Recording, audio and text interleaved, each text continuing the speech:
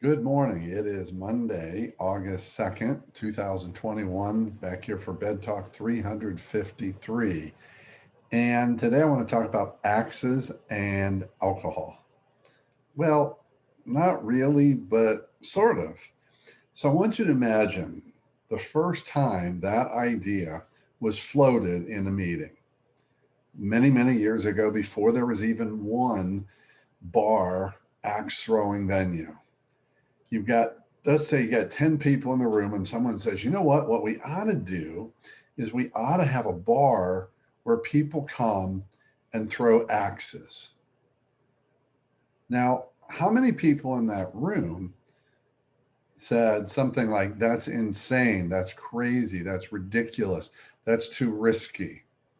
I'm going to guess 9 out of 10, maybe 8, but somewhere between 8 and 9. The one person who had the idea, and maybe one other who said, yeah, but what if, and what if, and what if?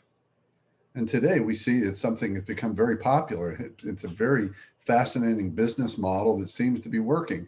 And maybe there'll be an end to it, but for now, it is going strong and growing strong.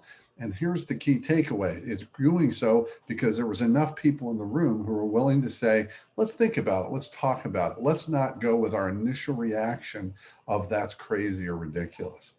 How often do we have an idea in our own life or our own business?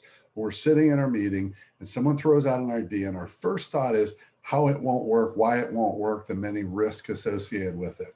Doesn't mean those aren't real, but we need to be able to pause long enough to consider the possibilities and think, but what if it worked? Clearly, the axes and alcohol combination doesn't make sense at first blush. But the best ideas in real innovation almost never make sense at the first blush. It's when we take time to consider all the possibilities and don't jump too quickly to why it won't work, and consider the many ways it will work. That's it for today. Keep taking care of yourself and everyone around you, and by all means, stay connected.